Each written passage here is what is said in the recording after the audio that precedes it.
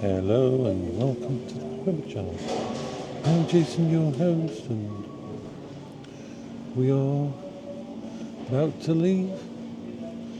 Let's go. Yeah, that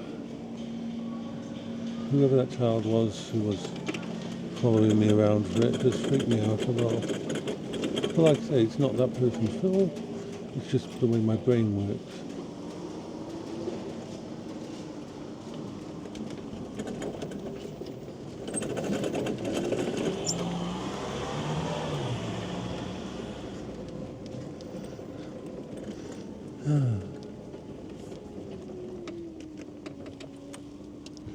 Turn it back up to full speed. Okay. Trying to decompress myself from that.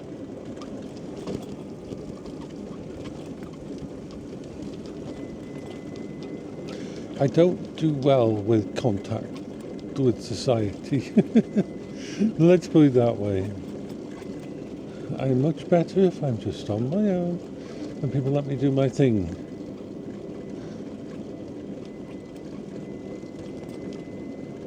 So, I don't have a receipt this time. It didn't issue a receipt. It came to £39, and then with my club card, it came down to, I think it was, 32 or something like that. A lot of money, but I bought enough meat to last for a couple of weeks, and so whenever I get one of these urges to eat something with different texture, I've got it in. It doesn't happen often, and it can hit at any time, day or night. But I have to cope with it because it's not like I can just...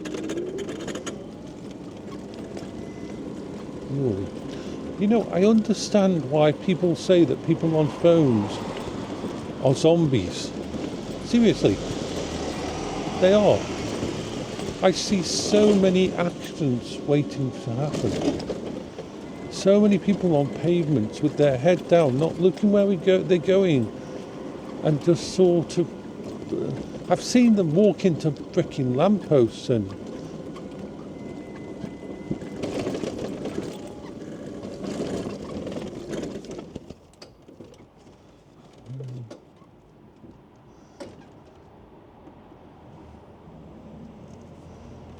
It's the lack of awareness of people when they're walking along.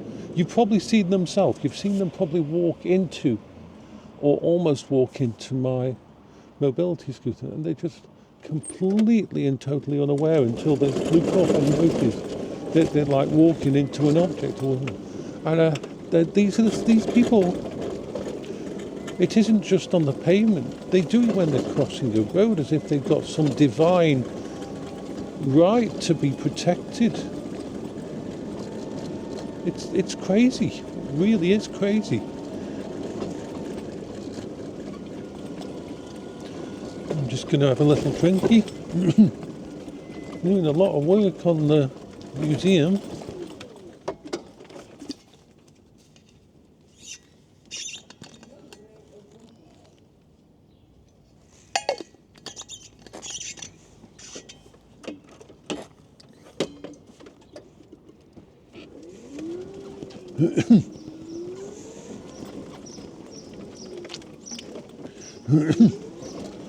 Anyway, off we go.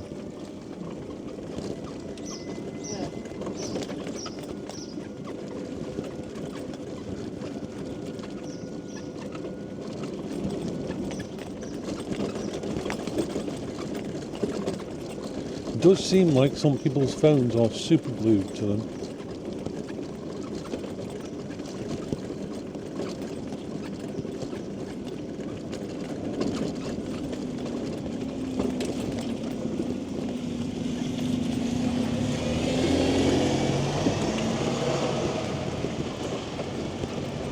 I always think it's sad when I go past this place, the library.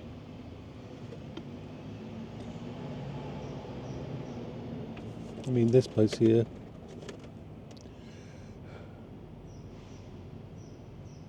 I spent so much time in there.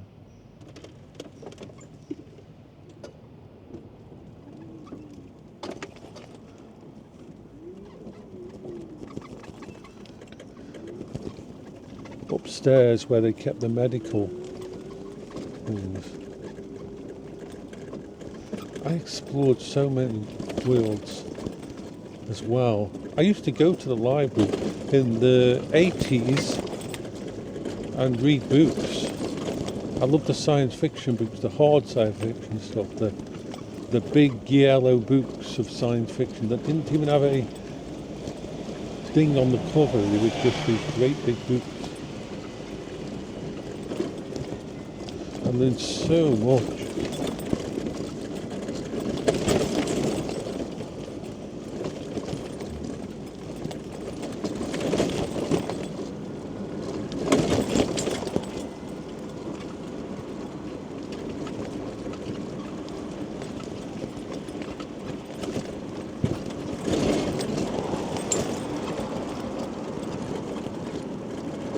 I can admit to this now, but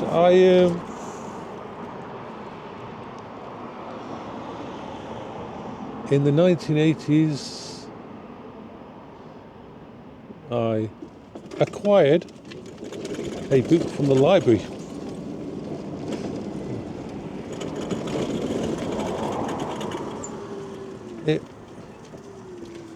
In my defence, although taking books from a library that are not supposed to be taken from a library, I do not condone in any way, shape or form, especially now I know the situations and the funding with libraries and that, so I'm completely against it. But I didn't know about that back in the 80s. What I knew was I can't even remember what the book was, but it was a very, very interesting book.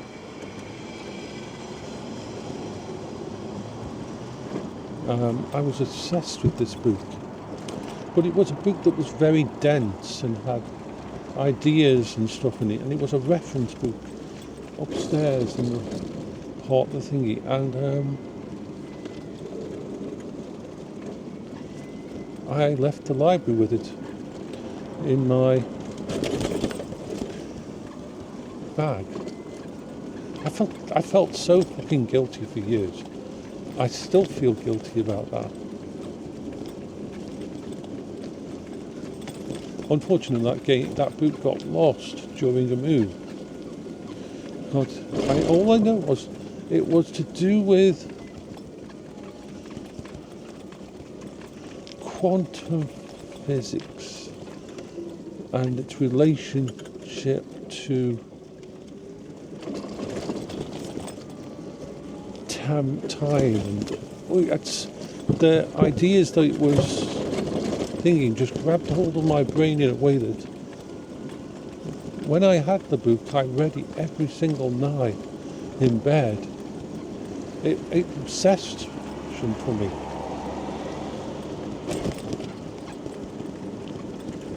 I remember about 10 years later going to the library and donating something like £25 to the library. The reason was I didn't let them know what I'd done, but I found out that was the price of the reference book that I had taken. Oh God, I still feel guilty now from that. I really do. Even though it's over 40 years ago.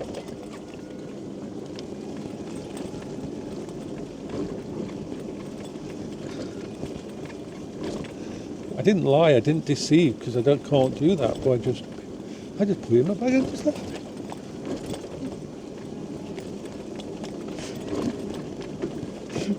Oh God, yeah, this is a confession time, yeah. I am honest to a fault, and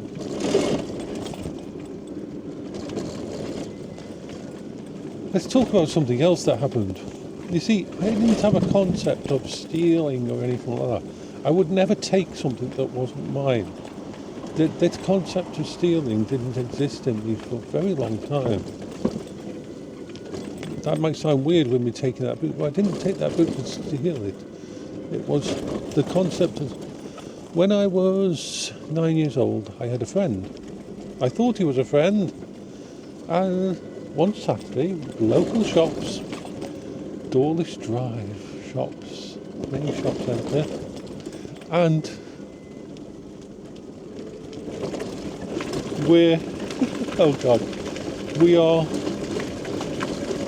so this would have been 1979. Oh my God, round about that. Oh no, about 1980s, maybe even. And he was sitting at the back of the shops. There was a little area, loading area, and of course it was Saturday and there was nobody there, and he was just sitting there and he had boxes of Kinder eggs next to him. I mean, we're not talking singular Kinder eggs, we're talking display boxes of like 24 Kinder eggs, and he was opening them, eating the thingy and thingy. And he said to me, and I asked him where they'd come from. And he told me something that was a complete lie. But of course, remember, I didn't lie. I didn't understand the concept of lying. I took what people said as being true. Yes, when someone told me that there were little tiny people living in the wall of my bedroom that powered the electricity and ran little generators, I took a drill and opened up the wall in multiple places trying to find them late at night. You do not tell a literal person things like that, you will act on them. And so this is why jokes don't go very well. Anyway, let's get back to the story. So we're at the back of the place and it's a great old time. He gave me half of them and we're opening them up and we're taking out the toys for the Kinder eggs. We had loads and loads and loads of toys and loads of little yellow capsules all over the floor and everything. And he went away and he came back with another set and another set. We must have gone through the shop's entire stock of Kinder eggs, which was probably about 300 Kinder eggs. I was feeling extremely sick because of the chocolate and everything, but these toys were like amazing to open up. It was like Pokemon before Pokemon. And then all of a sudden 2 policemen came out from the back end and 2 policemen came from the other end of the street, this back alley. And yes, I didn't understand it, but he had been going to in there, picking up boxes of them, stealing them and taking them out. Remember, my concept of right and wrong, my concept of, I had a good sense of justice, but I didn't understand that people would lie. I completely believed that he had someone who worked there who was giving them to him until the police came, and then I just, does not compute, this does not compute. Why am I being asked for a statement? What's going wrong? And the worst part about it, the very, very worst part about it, looks like they're setting up for a run or something here. The worst part about it is that he threw me under the bus. The lying little bastard threw me under the bus. He told them that it was my idea, even though I was younger than him, and that it was my fault that I had said he should do it. Son of a bitch. His name was Wayne. I remember the name, Wayne. Of course, the worst thing for me was, I had never done anything wrong. I had no fucking concept of any of this.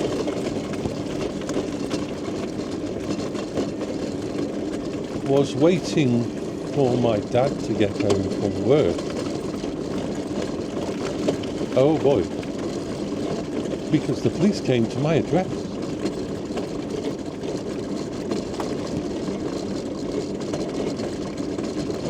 And oh boy, was it not fun for him.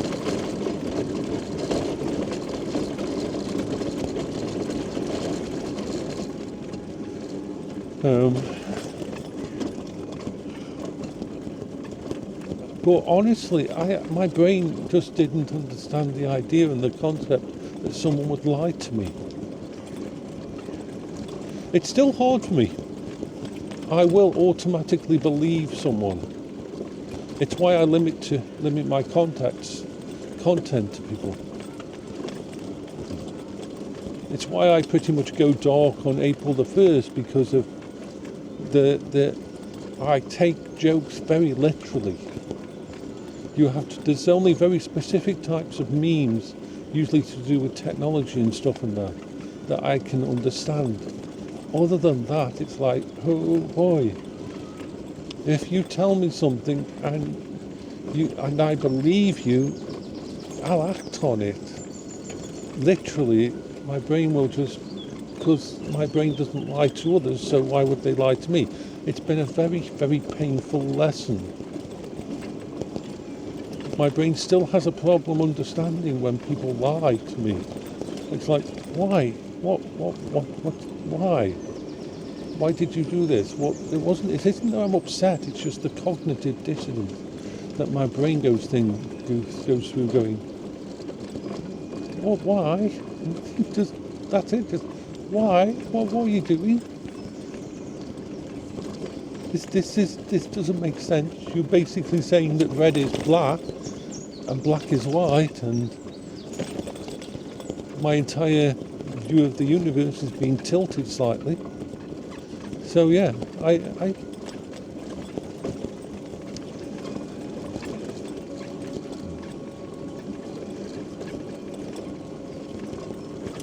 am not a criminal mastermind. Remember, I'm the person that if some money's going into my bank account or anything, I will actually contact the bank and let them know the amount of money is going in my bank, or I'll contact the DWP and let them know beforehand and that. I don't have the ability to be sneaky. I can what's called compartmentalise when it's secrets and for other people. I can do that, but it's hard work for me to create a compartmentalisation zone. Basically, if someone tells me something I've got to keep secret, I have to separate it from my normal thought patterns and put it aside. I don't lie about it, but I make it so it isn't there anymore until needed. And that's something I had to develop along over time for stuff that I shouldn't share. So yeah. Well, this is going. Once I get to the fountain, the rain's not really come down much at all. Pardon me, I burped, my apology. This is why it eats into me if I find out that something I believed was true isn't true. If I've told you something that I later find out isn't true. Because it's the garbage in, garbage out routine. If I'm told something that I believe and I pass it on, I'm not lying. And as soon as I know what's going on, I will rectify the problem. Well, I will say bye-bye now. I hope you're all having a good day, and hope you enjoyed my embarrassment of telling you things that happened to me. So bye-bye for now.